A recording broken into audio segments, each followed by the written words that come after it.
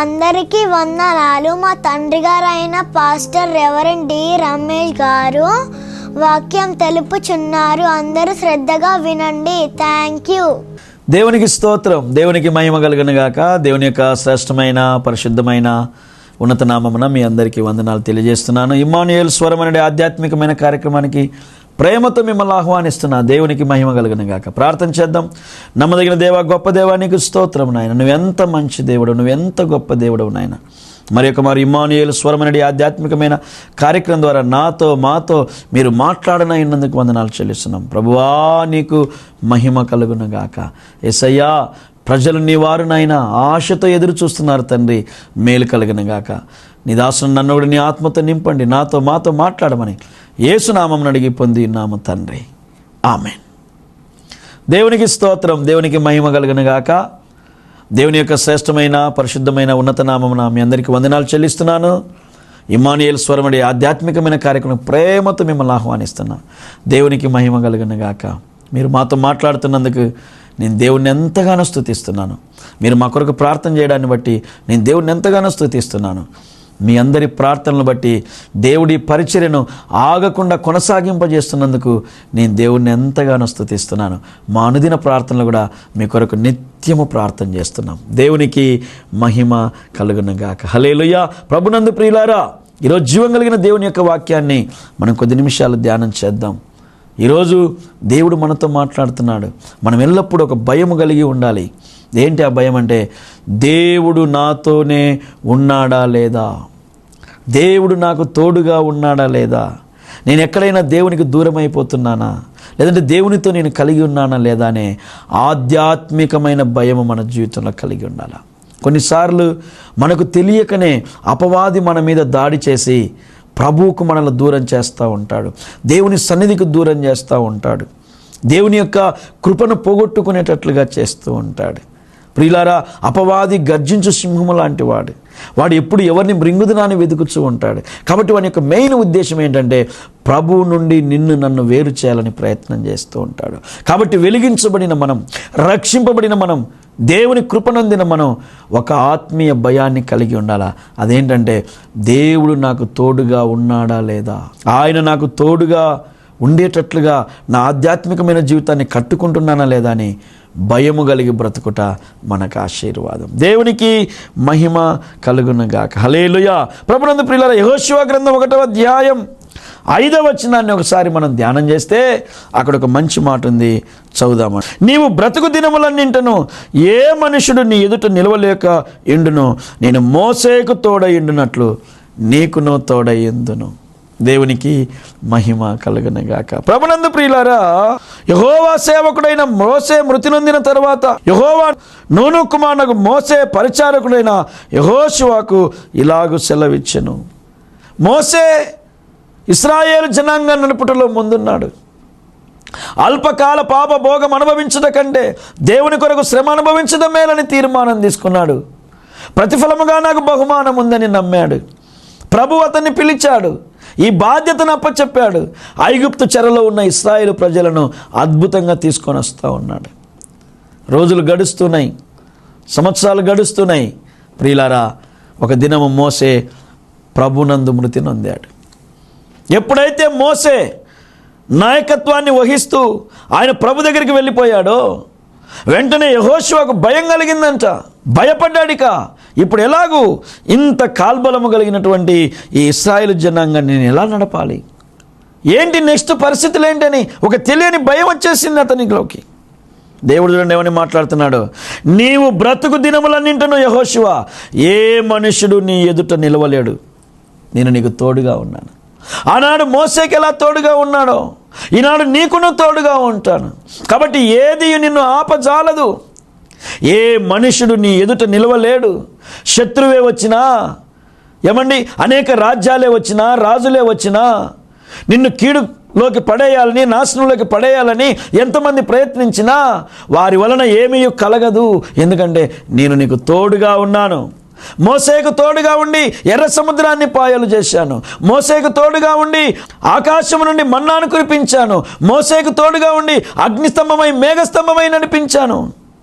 మోసేకు తోడుగా ఉండి మారాను మధురంగా చేశాను, బండ నుండి నీళ్ళు ఇచ్చాను, ఐగుప్తు రాజులు గడగడలాడేటట్లు చేశాను, ఆయనకు తోడుగా ఉండి ఎలాంటి కార్యాలు చేశాను, నీకు కూడా తోడుగా ఉండి అలాగే చేస్తాను. అందుకే యెహోషువకు దేవుడు తోడుగా ఉన్నందుకు సూర్యచంద్రులను ఆపగలిగాడంట ఆయన. ఈరోజు ఇమ్మానుయేల్ స్వరం అనే ఆధ్యాత్మికమైన కార్యక్రమాన్ని వీక్షిస్తున్న దేవుడు నీతో నాతో మాట్లాడుతున్నాడు. ఈ శుక్రవార దినమున ఈ ఉపవాసములో ఉంటున్న నీతో మాట్లాడుతున్నాడు. ఆనాడు యెహోషువకు తోడుగా ఉన్న దేవుడు, మోసేకు తోడుగా ఉన్న దేవుడు నీకు నాకు కూడా తోడుగా ఉన్నాడు. అందుకే అంటున్నాడు, భయపడొద్దు నీవు, భయపడొద్దు నీవు, దిగులు పడొద్దు నీవు. 7వ వచనం, అయితే నువ్వు నిబ్బరము కలిగి జాగ్రత్త పడి బహు ధైర్యముగా ఉండు, అధైర్యపడొద్దు నీవు. దేవునికి మహిమ కలిగిన గాక. మనం ఎంత ధన్యులం చూడండి, మన బ్రతికి ఎంత ధన్యం చూడండి, మన జీవితాలు ఎంత దేవుడు మనకు ఎంత విలువనిచ్చాడో చూడండి. ఏ మనుషుడు నీ ఎదుట నిలవలేడు మోసే. ఆయనతో ఉన్నవారిని, ఆయనకు సమీపంగా ఉన్నవారిని ఆయన విడనాడు దేవుడు కాదు. ఈరోజు నీతో కూడా మాట్లాడుతున్నాడు. ఏ విషయాల్లో భయపడుతున్నావో, ఏ విషయాల్లో అధైర్యపడుతున్నావో, అయ్యో నేను అనుకున్నటువంటి మనుషులు నాకు దూరం అయిపోయారే, లేకుంటే నా భర్త దూరం అయిపోయాడే, నా భార్య దూరం అయిపోయిందే, నా పిల్లలు దూరం అయిపోయారే, నా ఉద్యోగంలో శోధన వచ్చిందే, నా ఆరోగ్యంలో శోధన వచ్చిందే, ఏంటి నా పరిస్థితి అని భయపడుతున్నావేమో. ఈరోజు దేవుడు అంటున్నాడు, నీకు తోడుగా ఉండడానికి నేను సిద్ధంగా ఉన్నాను అంటున్నాడు దేవుడు. దేవునికి మహిమ కలుగును గాక. ఆనాడు అధైర్యములో ఉన్నా, ఆనాడు భయములో ఉన్నా, ఆనాడు కలవరంలో ఉన్నా యెహోషువతో ఉండే దేవుడే ఈరోజు మనతో ఉండడానికి కూడా ఇష్టపడుతున్నాడు. యెహోషువకు తోడుగుండి నడిపిన దేవుడే నీకు నాకు తోడుగా ఉండి ముందుకు నడిపిస్తాడు. అందుకే మన ఆత్మీయ విషయంలో మనం నీరుగారిపోవద్దు, చల్లారిపోవద్దు. దేవుని వెంబడించే విషయంలో, దేవుని అనుసరించే విషయంలో, దేవునితో మాట్లాడే విషయంలో, ప్రార్థనా జీవితంలో, సాక్ష్య జీవితంలో, దేవునికి మహిమ తెచ్చే విషయంలో ఏనాడు కూడా మనం వెనుకబడిపోకూడదు. పరిస్థితులు ఎలా ఉన్నా, శోధన ఎంతున్నా, సాతాను నీ మీద ప్రతి నిత్యము దాడి చేసినా, పరిస్థితులన్నీ కూడా నీకు ఆశీర్వాదకరంగా కనబడకపోయినా, ఏ మార్గం చూసినా అది నీకు దీవెనకరంగా కనబడకపోయినా, నేను నమ్మవలసిన విషయం ఏంటంటే నీకు నాకు దేవుడు తోడుగా ఉన్నాడు. తోడుగా ఉన్న దేవుడు మరచిపోయేవాడు కాదు. దేవునికి మహిమ కలుగును గాక. యెహోషువ ఎందుకు కృంగిపోతున్నావు, ఎందుకు అధైర్యపడుతున్నావు, ఎందుకు భయపడుతున్నావు? నేను మోసేకు తోడుగా ఉండి ఎలా నడిపానో ఇప్పుడు కూడా నేను నీకు తోడుగుండి అలాగనే నడిపిస్తాను. ఈరోజు వాక్యం వింటున్న దేవుని జనాంగమా, దేవుని బిడ్డలారా, నీ జీవితంలో ఏదైనా పోగొట్టుకున్నావా? పోగొట్టుకున్న దాన్ని బట్టి కలవరపడుతున్నావా? కృంగిపోతున్నావా? భయపడొద్దు. నాకు ఒక తల్లి ఫోన్ చేసింది, అయ్యా నా భర్త చనిపోయాడయ్యా, నేనెట్లా, నా పిల్లలు ఎట్లా, నా జీవితం ఎట్లా, మా కోసం ప్రార్థన చేయండి అయ్యా. సాతాను నా దగ్గరికి వచ్చి ఇక నీ భర్త చచ్చిపోయాడు, నువ్వు చచ్చిపో అని నన్ను ప్రేరేపిస్తున్నాడు అయ్యా అంది. నేను అన్నాను, ఎవరు నిన్ను విడిచినా, ఎవరు నిన్ను మరచినా, తల్లి గర్భములో నీకు రూపునిచ్చి నిర్మాణమునిచ్చి లోకంలో కలగజేసిన దేవుడు నిన్ను మరచిపోయేవాడు కాదు. శ్రమ కలిగింది, కృంగిపోవద్దు. శ్రమ దినమున కృంగిపోతే చేతగాని వారమైతాం. విశ్వాసముంచువాడు కలవరపడడు, విశ్వసించువాడు కలవరము చెందడు. దేవుని యందు విశ్వాసం ఉంచినవాడు కలవరపడడు. నా కాలగతులన్నీ దేవుని వశములో ఉన్నాయని నమ్ముతాడు. నా అనుక్షణం దేవుని స్వాధీనములో ఉందని చెప్తాడు. ఆయన నన్ను ఆశీర్వాదం కొరకే పిలిచాడని చెప్పాడు. ఏది జరిగినా దేవుని చిత్తమే, ఆయన ఉద్దేశములు నా ఎడల సమాధానకరములైనవి అని నమ్ముతాడు. ఈరోజు మనం కూడా నీ జీవితంలో కూడా ఏదైనా పోగొట్టుకున్నావేమో, ఇక నాకు ఆధారం లేదని, ఇక నాకు సహాయం లేదని ఒకవేళ నువ్వు అనుకుంటున్నావు, భయపడొద్దు. దేవుడు నీ జీవితంలో ఎనలేని గొప్ప మేలు చేస్తాడు. దేవునికి మహిమ కలుగునుగాక. హల్లెలూయా. దేవుడు నమ్మదగినవాడు. నాకు తెలిసినటువంటి ఒక చెల్లెలు ఉంది. ఆ చెల్లెలి జీవితంలో ఒక విషాదకరమైనటువంటి సంఘటన. ఏమండి, ప్రారంభంలోనే తల్లి చనిపోయింది, కొంతకాలం తర్వాత తండ్రి చనిపోయాడు. ఇక వాళ్ళకి ఆస్తిపాస్తులు కూడా ఏం లేవు, నానే వాళ్ళు ఎవరు లేరు, గొప్పగా పట్టించుకునే వాళ్ళు ఎవరు లేరు. ఈ లోకం ఎట్లుంటుందండి, మనకు అన్నీ ఉంటేనే మనతో ఉండడం కష్టం. ఇప్పుడు ఏమీ లేదు. పాపము హాస్టల్స్లో కష్టపడి ఆమె చదువుకుంది, భక్తి నేర్చుకుంది, మందిరంలోకి వచ్చింది. దేవుడు ఎంత నమ్మదగిన వాడో చూడండి. ఒక భక్తి కలిగిన యవనస్తుడు అంటాడు, పాస్టర్ గారు ఆత్మీయురాలై మారు మనసు పొంది బాప్తీసం తీసుకొని వాళ్ళకి ఎవరున్నా ఎవరు లేకపోయినా నాకు ₹1 కట్నం వద్దు పాస్టర్ గారు, రక్షింపబడిన అమ్మాయి ఉంటే చెప్పండి, నేను పెళ్లి చేసుకుంటాను. ఎంత నమ్మదగిన దేవుడు. ఈరోజు వివాహమైంది, పిల్లలయ్యారు, ఉన్నత స్థానంలో ఉంది, దేవునికి మహిమకరంగా పరిచర్యలో మాకు సహకారులుగా ఉన్నారు. నేను ఎందుకు ఈ మాటలు చెప్తున్నానంటే, దేవుడు మనకు తోడుగా ఉంటే ఆయన మనల్ని నిశ్చయముగా ముందుకు తీసుకొని పోతాడు. పరిస్థితులు ఎలా ఉన్నా మనం కలవరపడవలసిన పని లేదు. దేవునికి మహిమ కలుగును గాక. దేవుడు అద్భుతాలు చేస్తాడు. ఈ లోకంలో దేవుడు మనకు తోడుగా ఉంటే, ప్రియులారా, కొంతమంది మనల్ని మోసం చేయొచ్చు, కానీ దేవుడైతే మనలను మోసము చెయ్యడు. దేవునికి మహిమ కలుగును గాక. యాకోబు విషయంలో మనందరికీ తెలుసు కదా. ఆదికాండం 31:42. ఆదికాండము 31:42 ఎంత చక్కగా ఉంది అక్కడ. నా తండ్రి దేవుడు, అబ్రహాము దేవుడు, ఇస్సాకు భయపడిన దేవుడు నాకు తోడై ఉండని ఎడలా నిశ్చయముగా నీవు నన్ను ఒట్టి చేతులతోనే పంపివేసియుందువు. హల్లెలూయా. నా తండ్రి దేవుడు, యాకోబు మాట్లాడుతున్నాడు ఈ మాట. హల్లెలూయా. అబ్రహాము దేవుడు, ఇస్సాకు దేవుడు, నా దేవుడు నాకు తోడుగా ఉండకపోతే, మామయ్య గారు మీరు నన్ను మోసం చేసి పంపించేవాళ్ళు, నా దేవుడు నాకు తోడుగా ఉన్నాడు కాబట్టి నేను ఏ పని చేసినా ఆ పనిని దేవుడు సఫలం చేశాడు. దేవునికి మహిమ కలుగును గాక. ఈ లోకంలో మనం జీవిస్తున్నప్పుడు, ఈ లోకంలో మనం నడుస్తున్నప్పుడు మనల్ని మోసగించాలనే ప్రజలు ఉంటారు, కానీ దేవుడు మనల్ని మోసగించడు. హల్లెలూయా. నేను కూడా ఈ సేవలో చూశానండి. కపట సహోదరులు ఉంటారండి. బయటికి ఒకటి, లోన ఇంకొకటి, మాట్లాడేది ఒకటి, చేసేది ఒకటి. మన ఎదుగుదలను ఓర్వలేరు, మనం దీవించబడితే ఓర్వలేరు, మనం చక్కగా ఉంటే ఓర్వలేరు. వాళ్ళు కూడా దేవునికి నమ్మకంగా ఉండి దీవించబడచ్చు కదండి, అలా చేయరు. వాళ్ళు హానికరమైన ఆలోచనలు చేస్తూ ఉంటారు.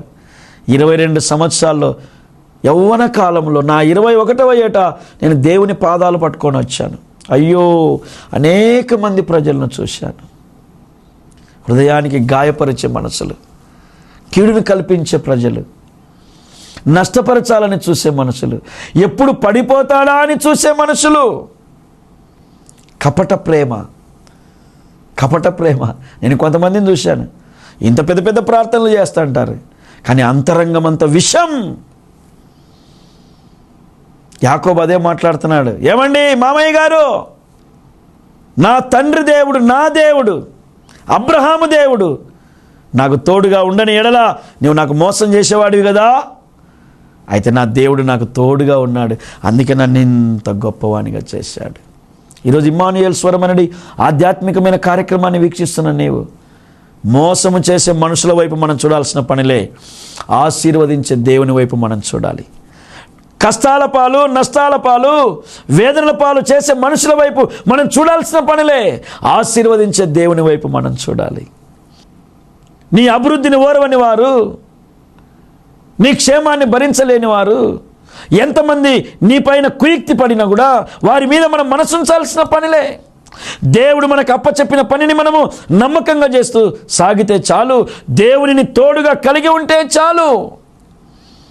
అందుకే యోహాను సువార్తలో చెప్పాడు కదా, నా యందు మీరు, మీ యందు నా మాటలు నిలిచిండే అడగండి నేను ఇస్తాను. నాతో నీవు, నీతో నేను ఉంటే ఫలిస్తావు నీవు. ఎవరు దేవుని తోడుగా కలిగి ఉంటారో వారు బహుగా ఫలిస్తారు. ఆయన అదే అంటున్నాడు. ఏమంటున్నాడు?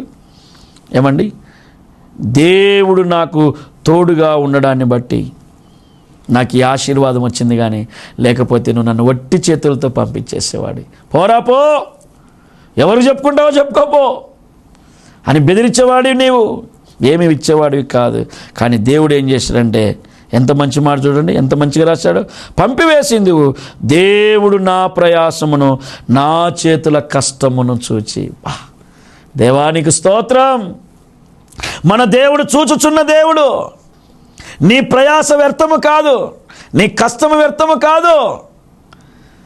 నీ ప్రయాసకు, నీ కష్టానికి ఈ లోకము, మనుషులు ఫలం ఇవ్వకపోవచ్చు, కానీ నా దేవుడు, మన దేవుడు మనకు తప్పక మేలు చేస్తాడు. కష్టము చూచి పోయిన రాత్రి నిన్ను గద్దించనని ఏమని లాబానుతో చెప్పాను. దేవునికి మహిమ కలుగును గాక.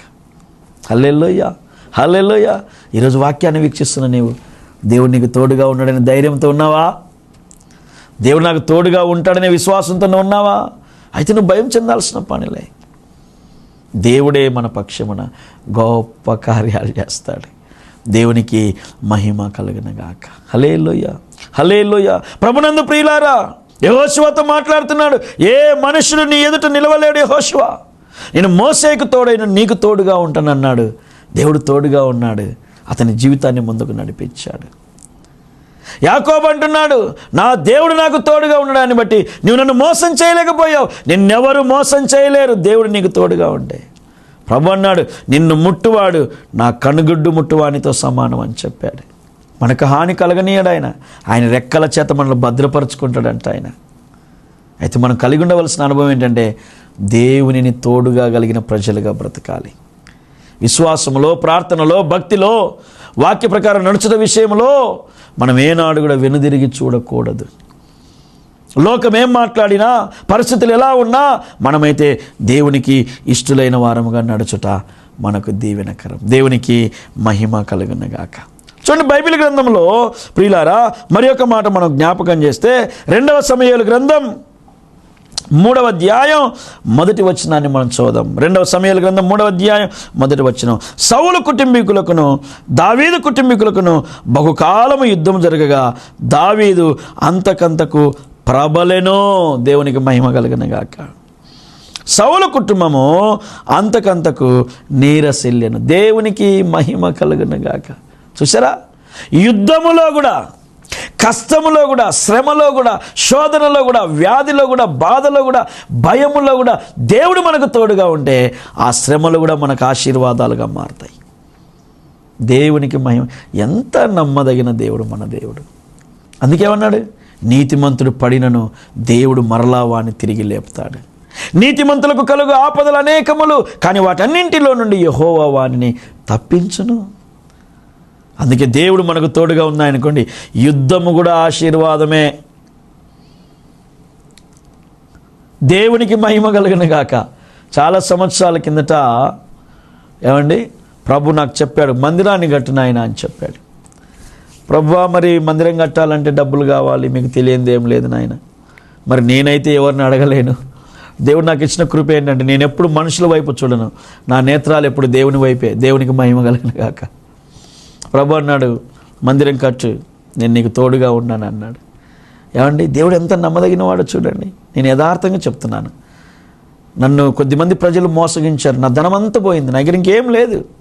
ఆ సమయంలో దేవుడు మందిరం కట్టమంటున్నాడు. కాలేనని, ప్రభువా, ఎవరన్నా పాస్టర్ గారిని పిలిస్తే, మందిరానికి పునాది వేస్తే, మరి వచ్చిన పాస్టర్ గారికి కానుకన్నా పెట్టాలి కదా నాయన. కానుక పెట్టుకుంటే ఎట్లా నాకు ఆశీర్వాదం వస్తుంది? కానుక పెట్టడానికి కూడా నా దగ్గర ఏం లేదు కదా ప్రభువా అని ప్రార్థన చేసుకుంటున్నాను. దేవుడు అంటున్నాడు, ఫలానా వ్యక్తి ఉన్నాడు, ఆయన పిలువు అని నాకు జ్ఞాపకం చేస్తున్నాడు. అయితే నేను వెంటనే ఆయనకు ఫోన్ చేశా. పాస్టర్ గారు, ఇట్లా మందిరానికి పునాది వేయాలనుకుంటున్నాను, మీరు వచ్చి ప్రార్థన చేయాలండి పాస్టర్ గారు అని చెప్పాను. వస్తున్నానండి పాస్టర్ గారు అని ఆయన భార్య, ఆయన కుటుంబం అంతా కారు వేసుకొని వచ్చారు.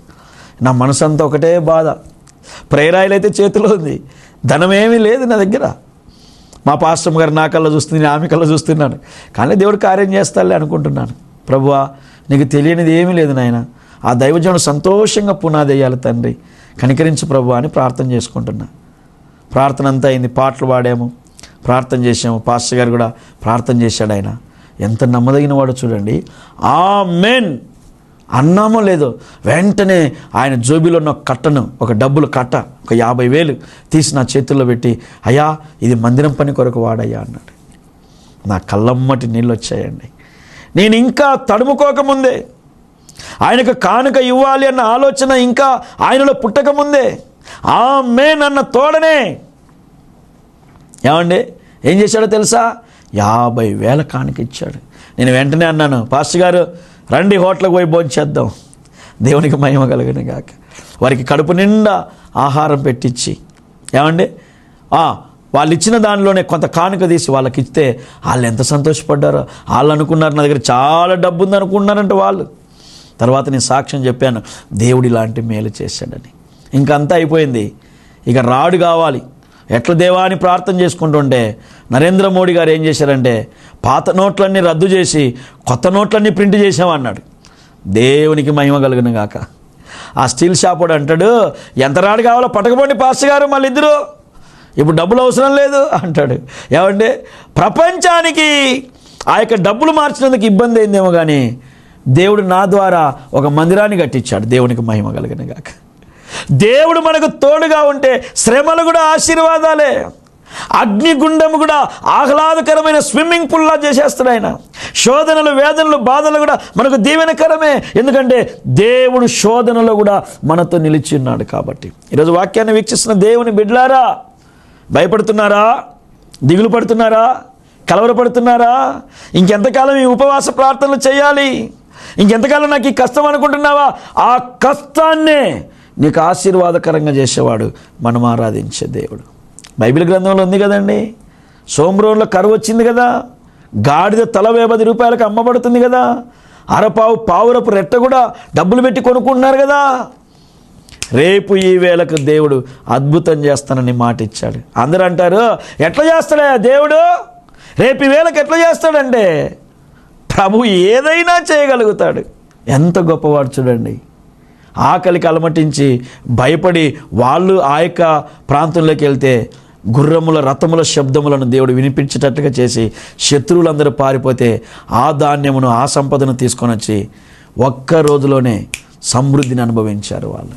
ఈరోజు ఇమ్మానుయేల్ స్వరం అనేది ఆధ్యాత్మికమైన కార్యక్రమాన్ని వీక్షిస్తున్న దేవుని బిడ్డలారా, ఆనాడు సోమ్రోనులో కార్యం చేసిన దేవుడే ఈనాడు నీ దేవుడు, నా దేవుడు. ఆనాడు కష్టకాలములో దావీదును వర్ధిల్లింపజేసిన దేవుడే నీ దేవుడు, నా దేవుడు. కలవరములో, దిగులులో ఉన్న యెహోషువకు తోడుగా ఉండి బలపరిచిన దేవుడే నీ దేవుడు, నా దేవుడు. మోసము చేయాలని ఎప్పుడు యోచన చేసే మనుషుల మధ్యలో ఉన్న యాకోబును విడువక ఆశీర్వదించిన దేవుడే ఈరోజు నీ దేవుడు, నా దేవుడు. నిన్ను, నన్ను ఆయన ఆశీర్వదిస్తాడు. అయితే నీలో నాలో ఒక భయం ఉండాలా? దేవుడు నాకు తోడుగా ఉన్నాడా లేదా? నేను దేవునికి ఇష్టమైన బిడ్డగా ఉన్నానా లేదా? నా ప్రవర్తన ఎక్కడైనా దేవునికి ఆయాసకరంగా మారి దేవుని కృపను పోగొట్టుకుంటున్నానని భయముతో ఎప్పుడైతే నువ్వు బ్రతకగలుగుతావో, కష్టంలో కూడా దేవుడు మనల్ని ఆశీర్వదిస్తాడు, శోధనలో కూడా దేవుడు ఆశీర్వదిస్తాడు. దేవుడు నా చేత 2 మందిరాలు కట్టించాడు. ఒకటేమో ఆ డబ్బులు మార్చినప్పుడు కట్టితే, ఇంకొక మందిరమేమో కరోనా కాలంలో కట్టాం. ఆశ్చర్యపోయారండి అందరు. దేవుడు ఎంత గొప్పవాడంటే, ప్రపంచానికి కరోనా వచ్చి బాధలు పడితే దేవుడు నా చేత ఆ కరోనాలోనే మహిమగల మందిరాన్ని కట్టించాడు. మళ్ళీ చిన్న మందిరం కాదండి, చాలా పెద్ద మందిరం. మీరు స్టార్టింగ్లో కొన్ని ఫొటోస్ చూస్తూ ఉంటారు. ఆ ఫొటోస్లలో ఒక గొప్ప మందిరం మీకు కనబడుతుంది. అనేక వందల వేల మంది ఏమంటే ఆ ఫొటోస్లో మీరు చూస్తారు. ఆ మందిరాన్ని కట్టే సామర్థ్యాన్ని, కృపను దేవుడు ఇచ్చాడు. ఎందుకంటే దేవుడు మనకు తోడుగా ఉంటే కష్టములో కూడా మనం వర్ధిల్లింపబడతాం. దేవునికి మహిమ కలుగును గాక. భక్తులందరి జీవితాలు అంతే కదండి. దానియేలు కష్టం రాలేదా? ఆ కష్టమే అతనికి దీవెనైంది. ఎందుకైందంటే దేవుడు ఆయనకు తోడుగా ఉన్నాడు కాబట్టి. శద్రకు, మేషకు, అబేద్నెగోలకు కష్టం రాలేదా? కష్టం వచ్చింది. దేవుడు తోడుగా ఉన్నందుకు ఆ కష్టమే వాళ్ళని సింహాసనం ఎక్కింపజేసింది, గనులైన వారి మధ్యలో కూర్చుండబెట్టింది. భక్తులకు కష్టాలు రాలేదు, వచ్చాయి. ఆ కష్టాలే వారికి ఆశీర్వాదాలై ఎనలేని ఘనతను తీసుకొని వచ్చాయి. అబ్రహాం జీవితంలో రాలేదా? ఇస్సాకు జీవితంలో రాలేదా? యాకోబు జీవితంలో రాలేదా? యోబు జీవితంలో రాలేదా? భక్తుల జీవితాల్లో రాలేదా? ఎందుకు వారు జయించగలిగారంటే దేవుడు వారికి తోడుగా ఉన్నాడు. ఎంత చక్కటి మాట అండి. సౌలు కుటుంబీకులకు, దావీదు కుటుంబీకులకు బహుకాలము యుద్ధము జరగగా దావీదు అంతకంతకు యుద్ధంలో పోగొట్టుకోవాలి కదండి, యుద్ధంలో నష్టపోవాలి కదా. యుద్ధంలో ఆస్తి నష్టం జరగాలి, ప్రాణ నష్టం జరగాలి, ఏమండి అనేక కష్టాలు, బాధలు పడాలి.